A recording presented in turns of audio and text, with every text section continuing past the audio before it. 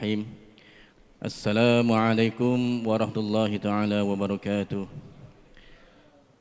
Bismillahirrahmanirrahim. Alhamdulillahirabbil alamin wassalatu wassalamu ala asyrafil anbiya wal mursalin sayyidina Muhammadin wa ala alihi washabbihi ajma'in. Qala Allah Ta'ala fil Qur'anil Azim. A'udzu billahi minasyaitonir rajim. Bismillahirrahmanirrahim. Subhanalladzi asra bi'abdihi lailan minal masjidil harami ilal masjidil aqsa alladzi barakna haulahu linuriyahu min ayatina. Shadaqallahul azim. Yang dimuliakan pada pentazkirah yang dialu-alukan pada malam ini, Al-Fadil Ustaz Dr. Nizam bin Abdul Qadir. Tiba-tiba hilang namanya dalam memori. Yang hormati pada semua barisan tuan-tuan imam, tuan-tuan bila, tuan-tuan siap. Tak lupa juga pada tuan pengurusi surau, Encik Masri bin Gasan. Sedang hadirin, hadirat muslimin, muslimat yang dirahmati Allah Subhanahu Wa Taala. Pertama-tama kita harapkan kesyukuran kepada Allah Subhanahu Wa Taala kerana pada malam ini dipertemukan kita pada malam ini untuk satu majlis yang penuh bermakna walaupun harinya belum sampai. Ya, kita sebenarnya Isra Mi'raj pada hari Sabtu nanti. Ya, tapi kita dah buat pada malam ini, memandangkan ini pun malam Jumaat, ya, hari yang diberkati, Sayyidul Ayyam. Jadi kita sama-samalah mendengar kupasan tentang Isra Mi'raj daripada penceramah kita. Ya, ini pun bukan calon-calon orang, ya, orang berilmu, ya, penulis kitab-kitab. Yang saya ingat kitab yang 40 ciri-ciri ajaran sesat pun saya ada lihat bukunya, ya, sebab ada buat pengajian di Masjid Nurul Jannah. Ya. Jadi kita sama-samalah nak berkongsi ilmu dengan Ustaz, ya, dalam membicarakan tentang Isra Mi'raj, tentang bahagian mana dia nak mengupas. Kita ikut sajalah, bagaimana apa saja berkaitan ibrah ke ataupun sejarah perjalanan ke atau bagaimana, yang penting kita akan mendapat manfaat pada malam ini insya-Allah. Jadi untuk latar belakang mungkin Ustaz boleh bagi tahu sedikitlah tentang latar belakangnya. Saya ingat ini kali kedua Ustaz datang, ya, betul? Kali kedua datang saya ingat. Kali kedua. Saya pernah dulu masa tazkirah Ramadan, lama dulu sebelum PKP lagi pernah datang sekali. Ya, terus tak datang. Dan kali ini saya jemput untuk kali kedua dan mungkin bolehlah perkenalkan diri sedikit untuk sama-sama kita kenal tentang peribadi Al-Fadil Ustaz Dr.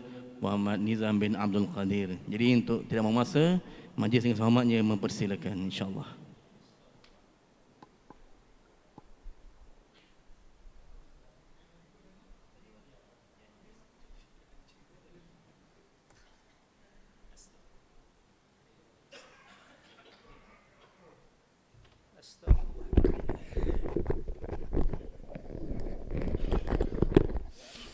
Astagfirullah.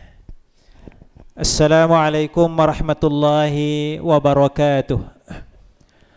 Alhamdulillahi rabbil alamin.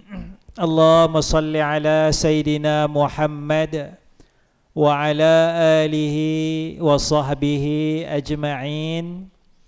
Subhanaka la ilma lana illa ma 'allamtana innaka antal alimul hakim. Rabbi syrah li sadri wa yassir li amri wahlul 'uqdatam min lisani yafqahu qawli, amma ba'. Terima kasih tuan pengurusi majlis yang dihormati, tuan imam, tuan Bilal, jawatan kuasa surau, sidang jemaah, moga-moga kita dirahmati Allah Subhanahu wa taala. Alhamdulillah, malam ni bicara kita walaupun ada kaitan dengan Isra dan Mi'raj, tapi ialah nak ulang balik cerita-cerita lama kan. Berapa puluh tahun dah dengan Isra Mi'raj ni? 60 tahun. 60 tahun ya dengan Isra Mi'raj dan sebagainya, ya. Sebelum itu saya nak bawakan satu doa yang dibacakan selalu. Tu imam baca tak tadi? Doa Lepas solat, Allahumma barik lana fi Rajaba. Baca tadi? Baca? Tak baca? Ya. Jadi doa yang dibacakan itu, Allahumma barik lana. Allahumma barik lana fi Rajaba wa Sya'bana. Okey, wa ballighna Ramadana. Wa ballighna Ramadana, ya. Allahumma barik lana fi Rajaba. Baca dia Rajaba. Boleh jugalah nak baca Rajabin pun boleh juga. Ya, tapi yang masyhurnya baca Rajaba. Allahumma barik lana fi Rajaba wa Sya'bana, dan bulan Sya'ban, Sya'bana, wa ballighna Ramadana. Apa maksud dia? Allahumma, ya Allah, barik, berkatilah, lana, bagi kami, berkatilah bagi kami, fi Rajab, dalam bulan Rajab, wa Sya'ban, dalam bulan Sya'ban, dan sampaikanlah kami hingga bulan Ramadan, ya. Baik, jadinya adakah ia betul-betul sahih doa ini daripada Rasulullah sallallahu alaihi wasallam? Adakah betul-betul doa ni diajar oleh Nabi Muhammad sallallahu alaihi wasallam, ya? Maka di sini tuan-tuan terdapat perbezaan pandangan di kalangan ulama. Ya, sama ada hadis ni betul-betul daripada Nabi ataupun bukan daripada Nabi. Ulama berbeza pandangan, ya. Di situlah kita akan tengok nanti ustaz ni kata doa ni sahih daripada Nabi. Ustaz lain pula kata dak tuan-tuan, doa ni tak sahih daripada Nabi sallallahu alaihi wasallam, ya. Saya tidak masuk dalam isu tu. Sahih ke tak sahih ke, dalam doa ni saya tak berapa kisah. Yang pentingnya boleh tak kita amalkan doa ni? Kalau sahih daripada Nabi, boleh tak kita amalkan doa ni? Boleh, sebab sahih daripada Nabi. Tetapi kalau tidak sahih daripada Nabi, boleh tak kita amalkan doa ni? Ni katakanlah tak sahih. Boleh tak kita amalkan doa ni? Pasal apa boleh? Doa tu ibadat tu. Ibadat mesti ambil daripada Nabi. Nabi tak ajar doa. Contohlah Nabi tak ajar. Boleh pula. Kita sembahyang maghrib, insya' lagi kita sembahyang 8 rakaat. Boleh tak? Betul-betul boleh. Baik tuan-tuan, doa dia tidak perlu kepada daripada Nabi. Doa dia tak perlu kepada Nabi, kena ajak sebiji-sebiji. Dia tak syarat macam tu. Dia tak syarat, doa tak syarat macam tu. Semayang berapa rakaat kena ikut Nabi betul-betul. Nabi ajar maghrib 3, Isya 4. Tapi doa tak perlu tunjuk ajar Nabi 100%.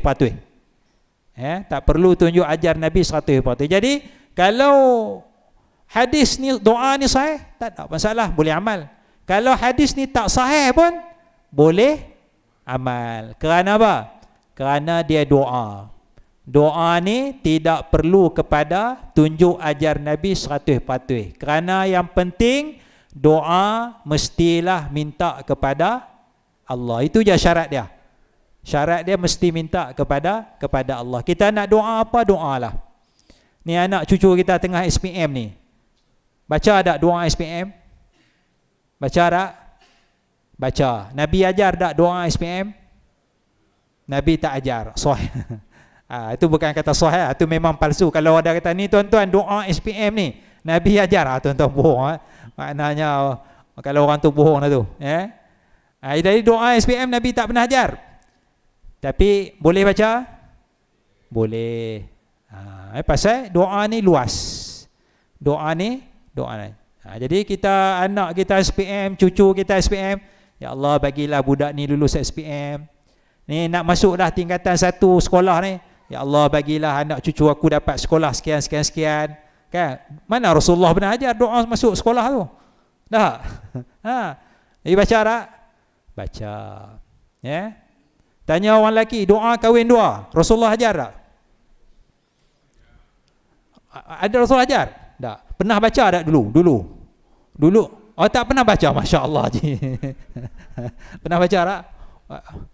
Tak pernah baca. Depan orang lah. Belakang baca tak? Baca dalam hati. Rasulullah ajar tak? Rasulullah tak pernah ajar. Tapi baca belakang ni. Contoh. Jangan marah makcik-makcik, kakak-kakak. Contoh. Sama juga orang perempuan. Pernah tak doa, ya Allah, Engkau tutuplah hati suami aku kepada perempuan lain. Pernah tak doa dulu, makcik-makcik, kakak-kakak? Pernah. Nabi ajar tak? Nabi tak ajar. Boleh baca tak? Boleh. Kerana doa dia luas. Doa dia luas. Kerana syarat doa ni mesti minta kepada Allah Subhanahu wa ta'ala. Itu je syarat dia. Maka sebab itu jaga-jaga bila mana orang ajar kita doa minta kepada orang mati. Ya, ada kumpulan dia ajar doa minta kepada orang mati. Ada ni sekarang ni. Dia pergi kubur, dia pegang kubur. Wahai Tuan Syekh. Tuan Syekh tu dalam kubur matilah. Wahai Tuan Syekh, tolonglah kami pada hari akhirat nanti. Dia sudah minta tolong, cara doa bukan lagi kepada Allah. Dia bukan lagi kepada Allah. Ini bahaya ni, bahaya. Ya. Kita minta tolong sama kita tak apa. Pasal Allah Taala suruh. Wa ta'awanu, tolong. Sama-sama orang hidup tolong-tolonglah. Allah suruh.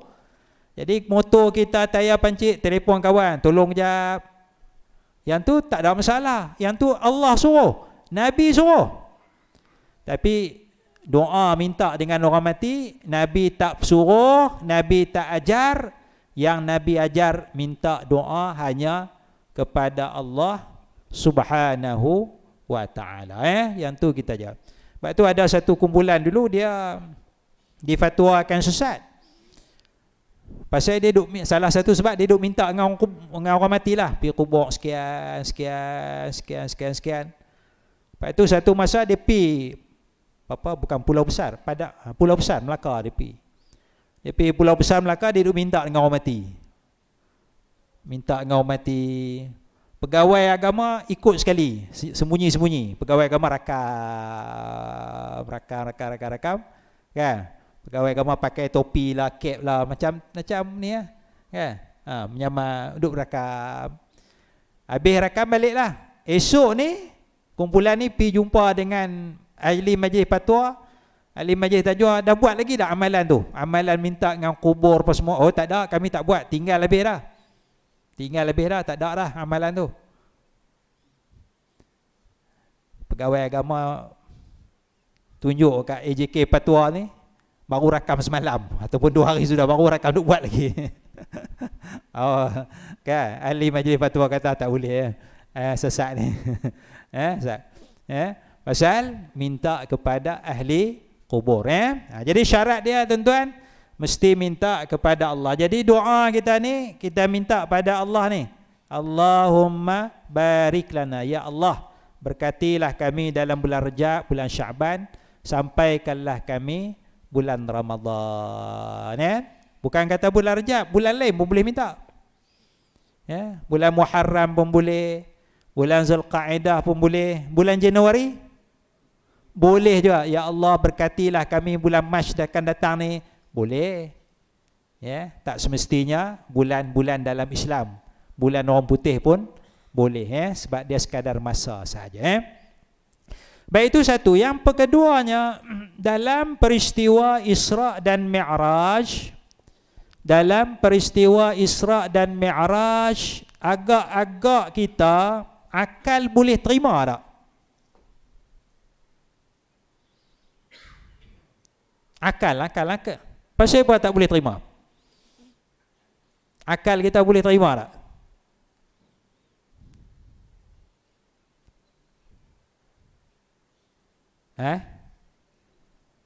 Ada seorang penceramah tu dia kata, peristiwa Isra' ni tuan-tuan, akal letak kat pagar tu, dia kata. Kalau duk bercara dengan akal, tak munasabah. Tak munasabah. Dari satu sudut, betul. Dari satu sudut, betul. Tetapi, dari satu sudut yang lain pula, dia boleh jadi munasabah pada akal. Dia boleh jadi munasabah. Kita tengok dulu tak munasabah. Tak munasabah. Kadang-kadang orang tak percaya, betulkah Isra' ni? Betulkah Isra' ni? Sebab kalau kita tak percaya peristiwa Isra', boleh rosak iman kita. Bahaya tak bahaya? Tapi sekarang ni, ada orang dia mula tak percaya. Dia percaya Muhammad Rasulullah. Dia percaya Muhammad Rasulullah, tapi dia tak berapa percaya. Betulkah Isra' ni? Betulkah Mi'raj ni? Di sini tuan-tuan, Allah Subhanahu wa taala menyatakan besar tak besar peristiwa ni, Allah mulakan subhana, maha suci Allah. Maknanya benda ni besarlah. Peristiwa ni peristiwa besar, maka dimulakan dengan perkataan subhana. Maknanya kalau kita tengok benda yang kagum kita, benda yang pelik sikit, antara ucapan kita subhanallah, maha suci Allah. Kalau tengok benda biasa tak kata subhanallah. Kalau tengok makanan lauk ayam goreng, subhanallah ke alhamdulillah? Alhamdulillah. Kalau tengok lauk tu, lauk apa yang tak pernah hidang lauk orang letak daging babi, alhamdulillah ke apa? Orang letak daging babi. Masya inna lillah, inna lillah, tak kata alhamdulillah lah. Pasal daging babi takkan nak kata alhamdulillah kot. Ayam alhamdulillah, babi hidang kata inna lillah wa inna. Bahaya. Orang letak daging gajah sekok. Jadi ada benda yang kita sebut alhamdulillah, ada sebut Allahu akbar, ada kita sebut subhanallah. Jadi benda yang pelik, benda yang mengkagumkan kita ni, ucapan dia subhanallah. Subhanallah. Jadi disebut subhanalladzi asra. Allah maha suci Allah yang memperjalankan hamba. Jadi bukan Nabi, bukan Nabi berjalan, Allah memperjalankan. Jadinya dia tak munasabah kalau Nabi berjalan sendiri. Dia tak munasabah. Nabi berjalan sendiri Mekah sampai Palestin, balik semula. Dia tak munasabah. Kerana kita baca dalam sejarah, kalau Mekah Madinah, Nabi berjalan 10 hari. Zaman tu Mekah Madinah 8 hari, 10 hari, 12 hari berjalan. Jalan kaki, naik unta. Kita kata jarak Mekah Madinah dalam Mekah Madinah berapa? Mekah Madinah dalam 500 atau 450. Mekah Madinah dalam 450 km. Maknanya kalau 10 hari, sehari 45 kilo. Bolehlah munasabah lah kan. Jalan kaki, naik kuda, naik unta. Jadi kebanyakannya Bukan memang Nabi baca dalam sejarah Makkah Madinah 10 hari. Kadang-kadang 8 hari. Lepas itu Nabi buat umrah Madinah Mekah pun 10 hari berjalan tu. Ya. Jadi Nabi berulang alik tu itu biasa. 10 hari itu biasa. Orang lain pun sama. Maka Allah tak ceritakan. Nabi berulang alik ni tak ceritakan. Sebab tu biasa. Tapi bila Isra' Mi'raj, dia luar biasa. Maka Allah Ta'ala ceritakan, Allah mulakan Subhana, Maha Suci. Ya. Kalau yang ni, Allah Ta'ala tak cerita dalam Quran. Yang ni baru Allah Ta'ala cerita. Ya. Jadi ini satu malam lah. Satu balik Mekah, Palestin, Mekah. Ya. Kita kata Masjidil Haram, Mekah, naik ke Palestin. Masjidil Aqsa di Palestin tu dalam tempoh 1 hari 1 malam. Ya, dengan kuasa Allah Subhanahu wa taala. Logik atau tidak? Tidak logik. 1 hari. Saya duduk di Shah Alam. Rumah saya di Shah Alam. Saya ada ceramah di Pulau Pinang. Ceramah pukul 10.30 pagi. Ceramah pukul berapa? 10.30 pagi. Saya semayang subuh 6.30 pagi. Saya start enjin kereta, bertolak dari Shah Alam nak masuk ke Pulau Pinang.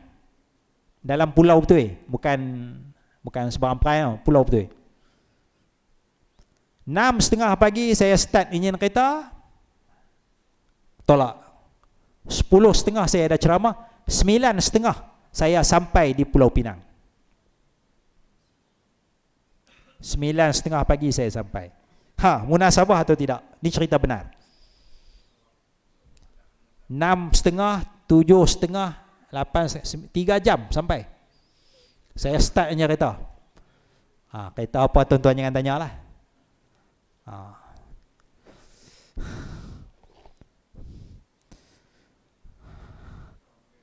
Orang biasa boleh. Saya tak biasa. Hari itu Allah Ta'ala tolong.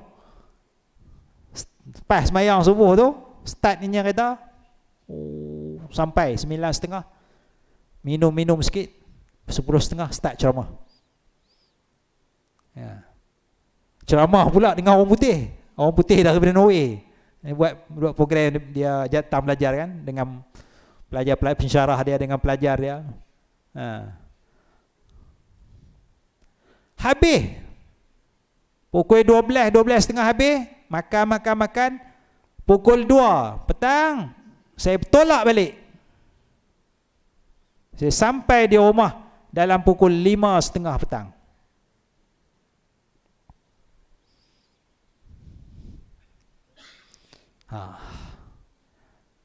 Allah Ta'ala tolong saya hari itu. Tuan-tuan percaya tak? Saya pakai kereta apa? Saya naik kereta Toyota Innova.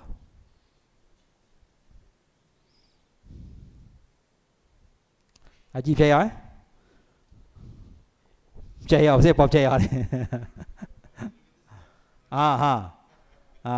Berapa kilometer sejam? Toyota Innova boleh berapa?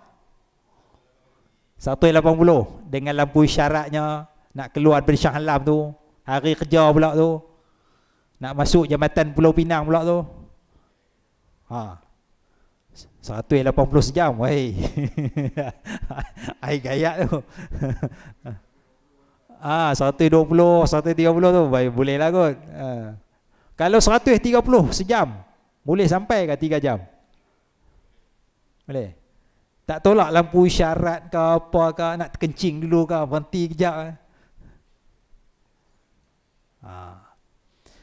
Saya cerita kat orang tak percaya. Saya nak buktikan Isra' ni, dia tak percaya ni. Mana boleh ni? Mekah Palestin ni, tak boleh. Saya kata boleh. Saya pernah buat Shah Alam Pulau Pinang. Pulau Pinang balik semula dalam masa 11 jam. 11 jam. Pergi balik, ceramah, makan apa semua. 11 jam, complete.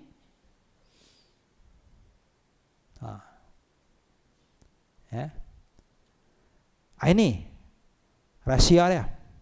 Rahsia dia, 6:30 pagi saya start enjin kereta Toyota. Saya pecut kereta saya sampai ke airport Subang.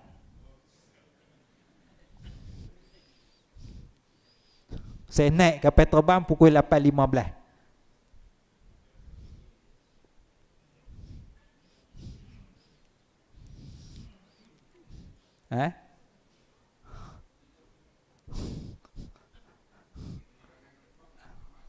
Apa dia?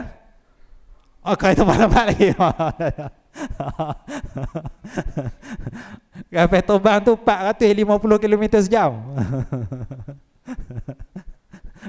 Sejam sampai 450 km sejam. 8.15 dia betul lah. 9.15 nak turun pun 9.30 lah. Nak turun jalan kaki. Jadinya kalaulah saya tak cerita naik kapal terbang ni, saya cuma cerita naik Toyota ni, ramai orang tak percaya. Tak logik. Tapi bila guna kenderaan yang lain, kapal terbang ni, okey lah. Logik tak? Jadi tak logik kalau Nabi nak jalan kaki Mekah Palestin patah balik, kalau Nabi guna jalan sendiri naik unta, tak logik. Tapi Nabi diperjalankan dengan kuasa Allah. Saya dibawa jalan dengan kapal terbang, bukan dengan kereta saya, dengan kapal terbang. Munasabah tak? Munasabah. Jadi Nabi ini diperjalankan dengan kuasa Allah. Bila dengan kuasa Allah tak ada apa-apa lah.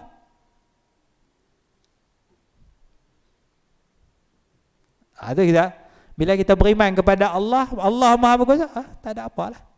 Jadi dia balik kepada masalah iman kita. Masalah iman kita. Nak percaya Isra' Mi'raj, balik kepada iman kita. Ya, balik kepada iman kita.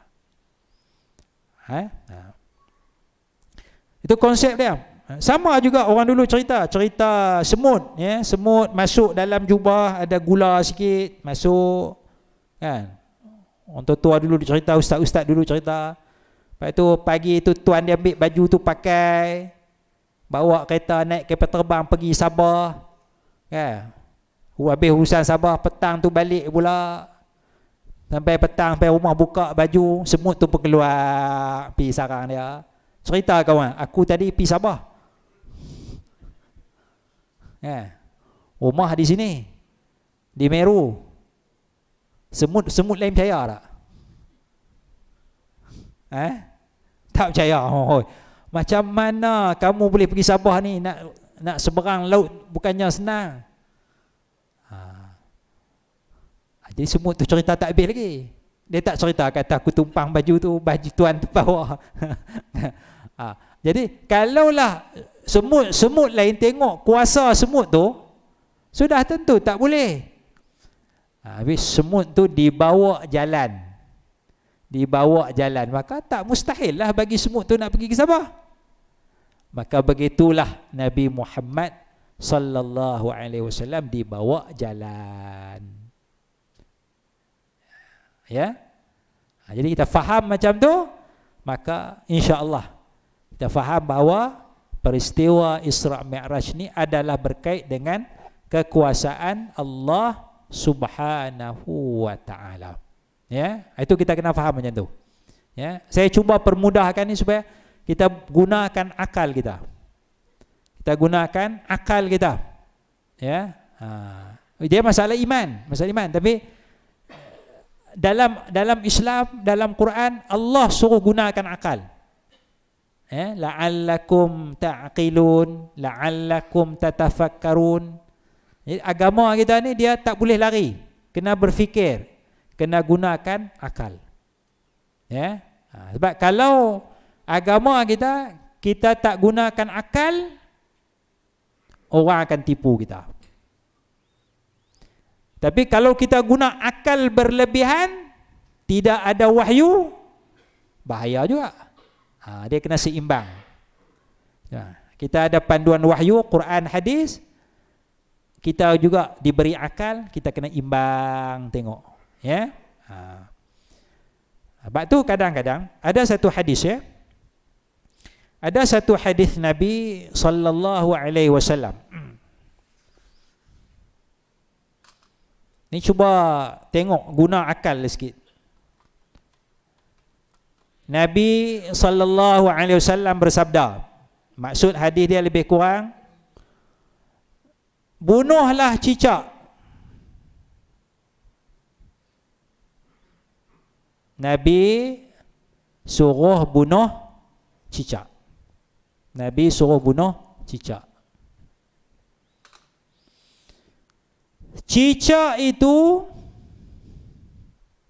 meniup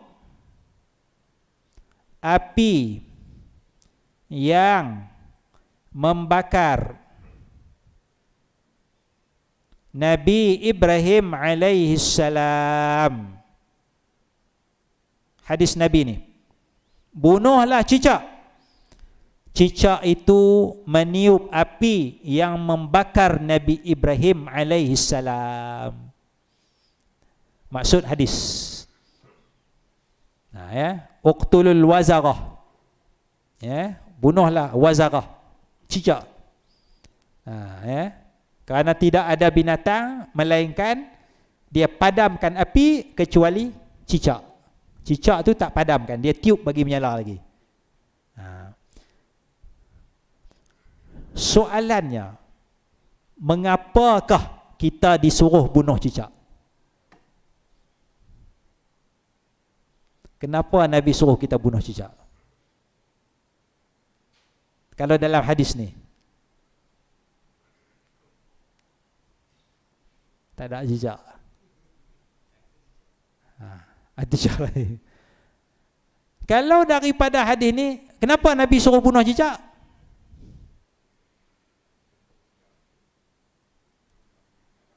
Pasal dia tiup api tu, api yang duk bakar Nabi Ibrahim tu, dia cicak, dia tolong tiup, bukan nak bagi padam, bagi menyala lagi. Itu sebab kita disuruh bunuh cicak. Bunyi lah. Sebut dia panggil dulu, bunyi lah. Allah. Dia dengar ni aku bahaya ni. Tak boleh balik ni. Hadis ni ada dalam Sahih Bukhari. Tapi betulkah kita disuruh bunuh cicak kerana cicak ni yang tiup api Nabi Ibrahim?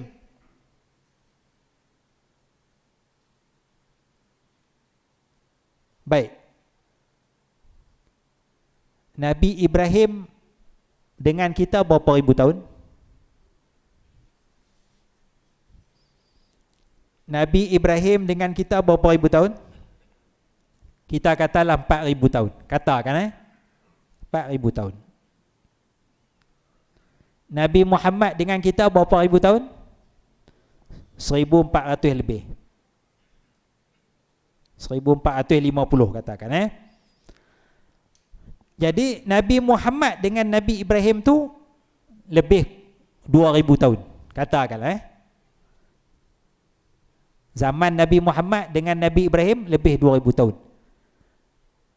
Nabi suruh bunuh cicak. Cicak tu yang tiup api yang bakar Nabi Ibrahim. Cicak zaman Nabi Ibrahim ni hidup lagi tak masa zaman Nabi Muhammad tu? Mati habis dah. Mati habis dah.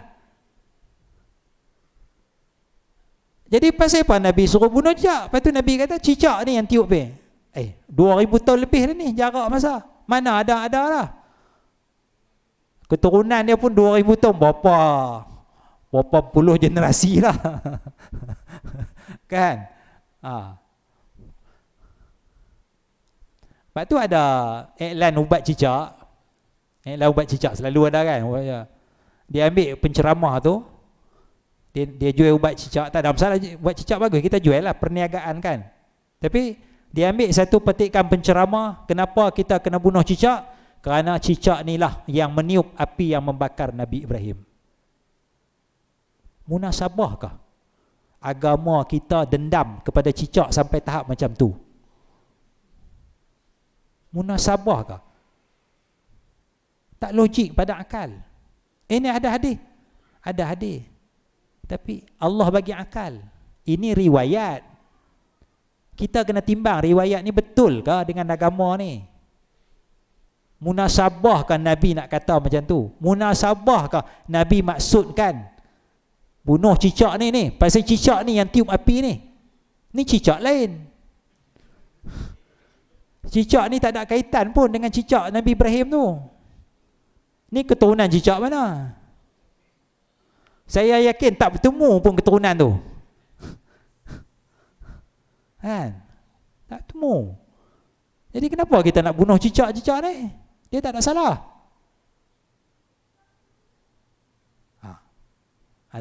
Allah bagi akal. Sebab dia Nabi tak sebut dalam hadis ni. Sebab ni disebut dalam hadis lain. Pengotor, fuwaisiq, binatang yang buat jahat, bukanlah jahat, binatang dia tak ada jahat. Dia adalah tabiat dia tu yang tak sesuai dengan keadaan kita. Dia berak lah, apalah. Itu sebab Nabi suruh bunuh. Bukan cerita ni.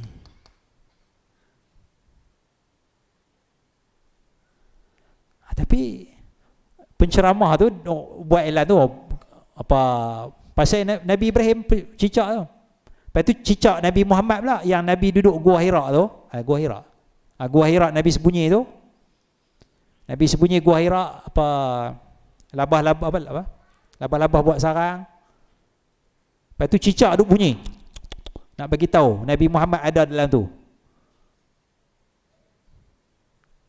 Siapa yang tahu cicak tu bagi tahu Nabi Muhammad, nak bagi tahu orang jahat tu Nabi Muhammad ada? Orang mana yang tahu cerita tu? Dia faham ke bahasa cicak? Tak munasabah. Tak betul pada agama. Jadi Nabi sebut ni, bunuhlah cicak. Kemudian Nabi dah sebut cicak, Nabi ceritalah satu kisah berkenaan dengan cicak yang tak ada kaitan dengan Nabi suruh bunuh. Tak ada kaitan pun, cuma Nabi cerita aja. Ya, cara nak faham dia. Misalnya tuan-tuan, saya kata begini saya ceramah kat tuan-tuan. Allah haramkan babi. Allah haramkan babi. Jelas Saya ceramah ni. Tuan-tuan, Allah haramkan babi. Babi ni jahat tuan-tuan. Babi ni jahat. Saya tanam anak pokok durian 200 pokok. Habis. Babi tu dia apa? Dia sodok, dia sodok habis. Jahat sungguh babi ni tuan-tuan. Jadi sebab apa Allah haramkan babi? Sebab dia jahat. Dia serondoi, dia sodok habis. Anak pokok durian. Adakah sebab tu Allah haramkan babi? Bukan. Saya tak sebut lagi sebab Allah haramkan babi. Saya sebut Allah haramkan babi, saya teringat babi dengan pokok durian, saya cerita dulu babi dengan pokok durian dia. Jadi ada orang dengar, rupanya Allah haramkan babi ni pasal babi ni sodok anak pokok anak pokok durian ustaz. Sebab tu Allah haramkan babi. Dia tak ada kaitan pun. Tak ada kaitan pun.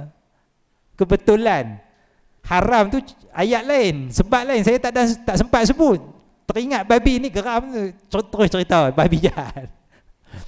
Begitulah kita nak faham hadis Nabi. Nabi sebut cicak. Nabi tak sebut sebab lagi. Nabi terus kona cerita macam lain dulu. Cicak, ada cicak dulu ni yang tiup api Nabi Ibrahim. Tapi itu bukan sebab. Itu cara nak faham hadis tu. Dia tak boleh. Sebab kita ada agama. Agama kita ada dasar. Dasar dia, dosa tak boleh tanggung dosa lain. Bapa buat dosa, anak tak tanggung dosa. Dosa bapa, anak tak tanggung. Masing-masing lah. Cicak yang tiup api Nabi Ibrahim, cicak lain. Cicak yang Nabi suruh bunuh, cicak lain. Ini cicak ni yang jahat ni, yang tiup ni. Kemudian cicak ni, dia ada dosa tak? Cicak ada dosa tak? Cicak buat dosa tak?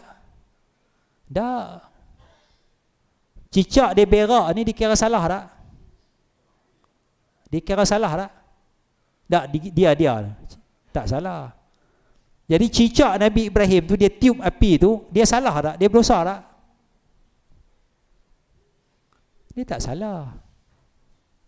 Sebab cicak tak ada akal. Dia bukan makhluk macam kita manusia, ada dosa ada pahala.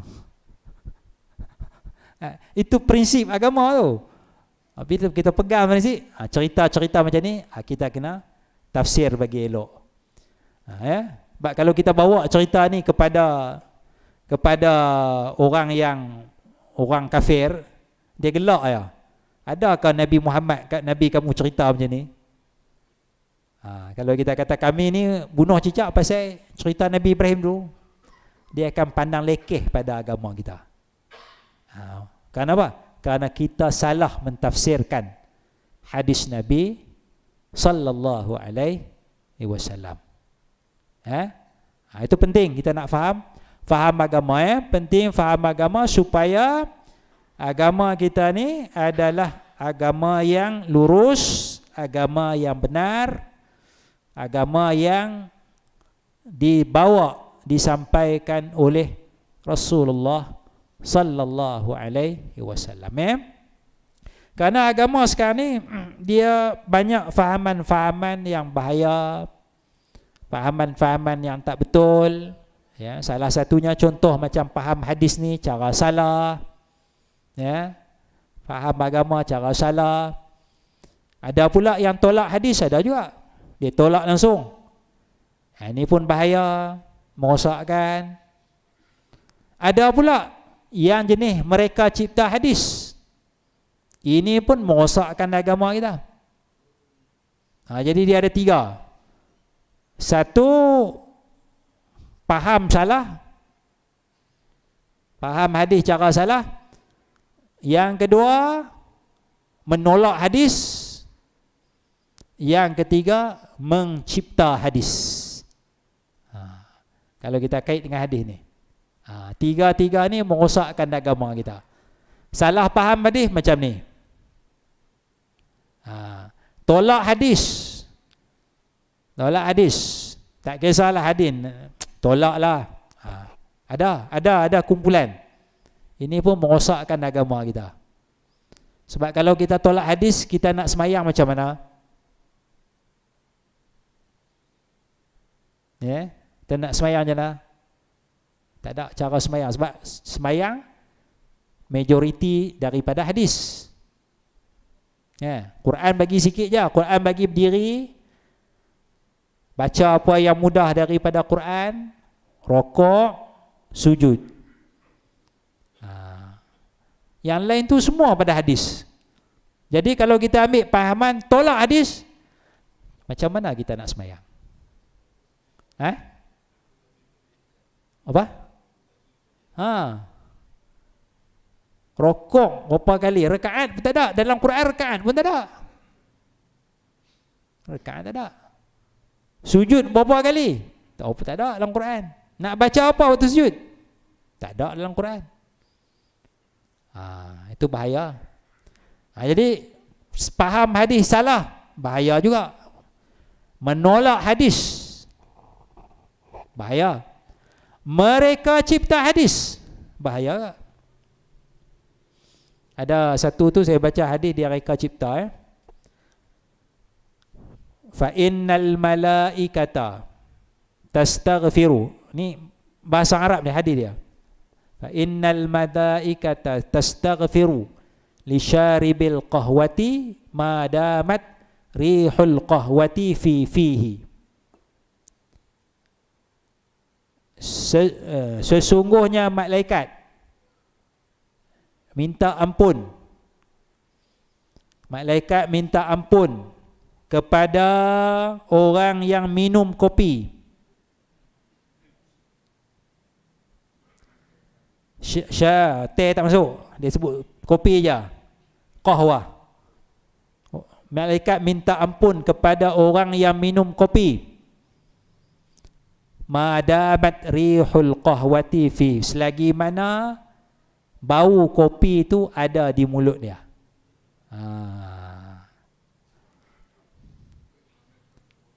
Apa? Tu imam suka minum kopi. Rupanya ada hadis ni. Ada hadis ni. Ya. Minum kopi, malaikat minta ampun. Ya. Hadis palsu. Hadis palsu. Minum kopi, minum je lah.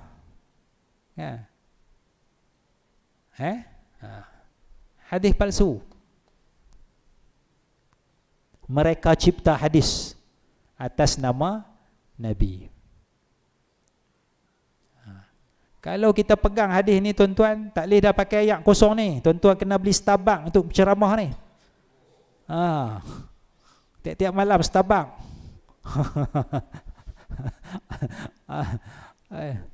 Hadis palsu. Palsu. Ya. Itu kita jaga. Lepas tu pula bau kopi tu ada, maknanya kuat minum kopi.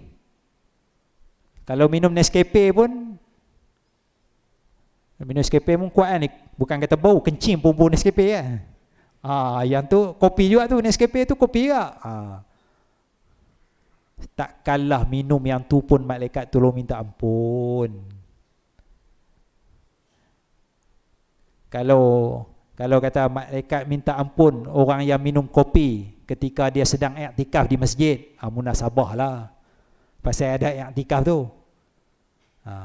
Kalau kata malaikat minta ampun orang yang minum kopi kerana nak baca Quran, munasabah lah pasal nak baca Quran tu. Yang ni sekadar nak minum kopi. Pasal apa minum kopi? Nak tengok bola. Malaikat minta ampun juga. Pasal hadis reka ni kata malaikat minta ampun orang yang minum kopi selagi mana bau kopi ada di mulut. Dia tak kata nak baca Quran ke, sembahyang tahajud ke, dia tak kata. Jadi ini kata tak betul ni. Malaikat minta ampun kalau orang tu baca Quran, orang tu bersedekah, ya, dan sebagainya. Itu 3 contoh, ya. Kalau kait dengan hadis, salah faham terhadap agama, ya. Salah faham terhadap hadis, menolak hadis Nabi, dan mereka cipta hadis-hadis palsu. Ya, yang tu kita kena jaga, ya. Jadi itulah yang saya nak sebutkan malam ni. Sebenarnya Isra' Mi'raj itu menguji keimanan kita, dan dia tidak munasabah pada akal dari satu sudut, tetapi munasabah pada akal dari sudut-sudut bila kita kaitkan dia dengan kuasa Allah Subhanahu wa ta'ala. Ya, kita faham tu. Cerita semut tadi tu. Faham. Saya Isra' ke Pulau Pinang, patah balik tu. Boleh kata Isra' tu. Tapi Isra' ni malam. Ni siang. siang tak jadi Isra' lah. Ya. Tapi maknanya berlakulah makna munasabah. Pasal bukan kuasa kereta, kuasa kapal terbang. Munasabah pada akal, ya. Jadi kita kena bawa cerita begitulah supaya anak cucu kita faham. Anak cucu kita faham, dia beriman. Ini Isra dengan kuasa Allah Subhanahu wa taala, ya. Jadi saya ingat itulah saya nak mukaddimah pada malam ni untuk kita faham. Cerita tu tak apalah, cerita tu panjanglah, tapi nak bagi pasak dulu beriman peristiwa Isra Mi'raj tu. Detail cerita tu baca sendiri nanti. Nak bagi faham tu, faham masalah iman tu dulu, ya. Jadi saya ingat sekadar tu dulu. Kita nak buka soalan ke? Ya, silakan kalau ada soalan. Ya tuan.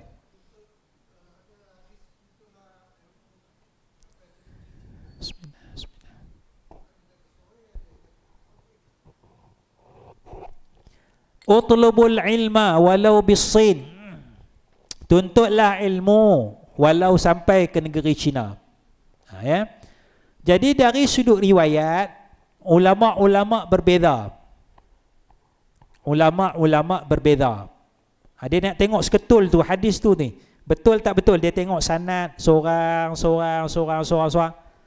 Jadi ada ulama dia tasahul, dia bermudah-mudah. Dia kata hadis ni mungkin sahih, mungkin hasan, mungkin makbul, boleh diterima. Ada ulama dia tasyaddud sikit, dia keras sikit, dia kaji lebih detail syarat dia. Maka dia kata hadis ni dhaif atau dhaif jiddan. Ada pandangan yang berbeza di kalangan para ulama. Ya, ada pandangan. Tetapi dari sudut maksudnya, apa maksud hadis ni? Maksud hadis ni adalah menggesa kita mencari ilmu. Dari sudut maksud betul. Dari sudut maksud betul. Cuma nak nisbahkan dia kepada Nabi tu, ada ulama berbeza pandangan. Di sini kita tengoklah mana kita pilih. Kalau kita pilih pandangan ulama yang kata hadis ni diterima, kita boleh kata Nabi bersabda. Kalau kita pilih pandangan ulama yang kata tak boleh terima hadis ni, kita jangan kata Nabi bersabda. Kita kena kata ada satu hadis. Ada satu hadis. Jadi kita tak menyandarkan kepada Nabi. Ya, berhati-hati. Tapi maksud tu betul. Ada satu hadis, tuntutlah ilmu sampai ke negeri China. Maksudnya walaupun kafir ke apakah, ilmu tu penting, ambil lah. Yang keduanya, ilmu dalam Islam ni dia luas. Dia bukan terhad kepada mengaji agama ya. Kalau kita tengok maksud hadis tu kan, maknanya ilmu ni bukan sekadar nak baca kitab fiqh, bukan sekadar nak baca kitab tauhid, ya. Tapi ilmu ni luas. Maknanya zaman tu teknologi Cina dah ada dah apa kan, kapalnya macam mana ke apa ke, kalau kita baca sejarah Osmaniyah tu, dia dah hantar kapal ke Jepun, sampai lepas pada Cina lagi dia hantar ke Jepun, sampai Jepun. Lepas tu nak balik, bila nak balik tu bulan 9, bulan 10 nak balik semula ke Turki. Jepun nasihat jangan balik bulan 9, bulan 10 ni cuaca tak elok, laut sangat bergelora, bahaya. Tapi tentera Turki nak balik juga. Bila balik juga dilanda ribut di laut, mati beratus-ratus orang tentera Islam. Ya, mati beratus orang tentera Islam. Jadi mana pakat larilah tentera Islam yang selamat tu berenang ke pantai, orang Jepun tolonglah, tolong. Kan? Jadi kerajaan Jepun ambil balik, dah laut elok, hantar balik semula ke Turki.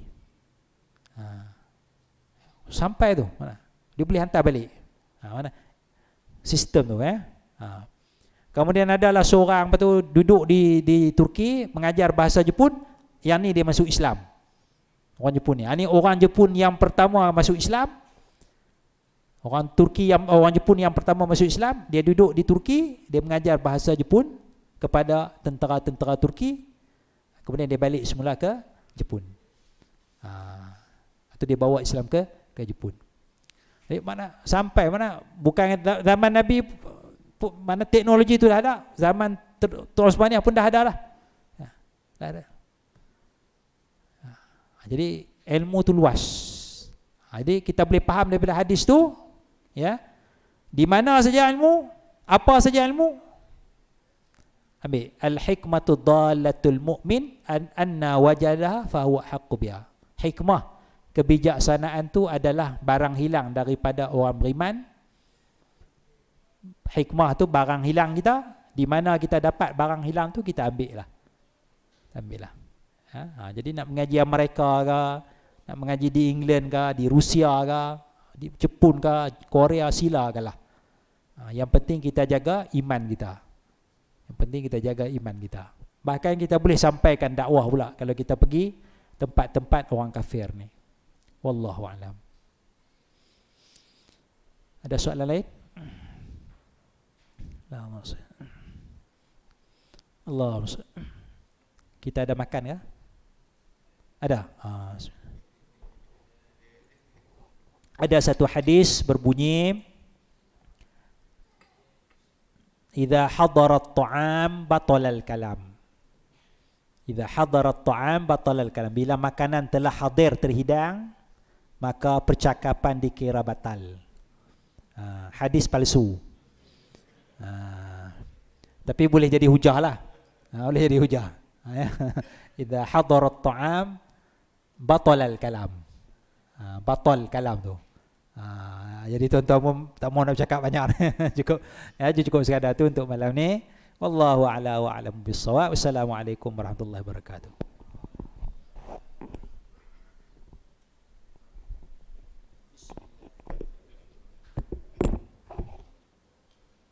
Waalaikumsalam warahmatullahi taala wabarakatuh. Demikian ceramah tazkirah peringatan daripada penceramah kita Al-Fadil Ustaz Dr. Muhammad Nizam bin Abdul Qadir. Ya, walaupun dia tidak menceritakan satu persatu sejarah Isra Mi'raj itu, tetapi dia mengambil ibrah pengajaran daripada ayat Quran tadi, ya, yang saya baca mula-mula tadi. Subhanallazi asra bi'abdihi lailan minal masjidil haram ilal masjidil aqsa alladzi barakna haulahu linuriyahu min ayatina. Ya, jadi di situ diulas, walaupun cerita apa cicak ke, cerita semut pergi Sabah ke, ya, cerita kopi ke, tapi kita sebenarnya sambil itu kita mengambil pengajaran, ya, daripada apa yang telah disampaikan. Dan satu lagi tadi, apapun kalau sesuatu itu bukan daripada Nabi, jangan kita suka-suka kata, oh Nabi kata begini, Nabi kata begini. Pastikan tabayyun dulu sesuatu itu daripada Nabi. Sebab Nabi ada sebut, man kadzaba alayya muta'ammidan falyatabawa maq'adahu minan nar. Barang siapa yang berdusta atas nama aku, maka tempatnya di api neraka. Betul ya Ustaz? Betul ya? Saya pula berceramah, sambung ceramah. Jadi untuk akhirnya, terima kasih sekali lagi kepada Al-Fadhil Ustaz atas kesudiannya memberikan ceramah pada malam ini. Dan kita tutup dengan bacaan tasbih kafarat surah Al-Asr. Subhanakallahumma wa bihamdika. Bismillahirrahmanirrahim. Wal 'asr innal insana lafi ila alladhina amanu was salihati wa tawassaw bil haqq wa tawassaw bis sabr. Sadaqallahul azim. Wassalamualaikum warahmatullahi taala wabarakatuh. Jadi lepas Isyak nanti semua jemaah jangan balik ya. Kita ada jamuan di luar sana. Nikmati dulu makanan yang ada.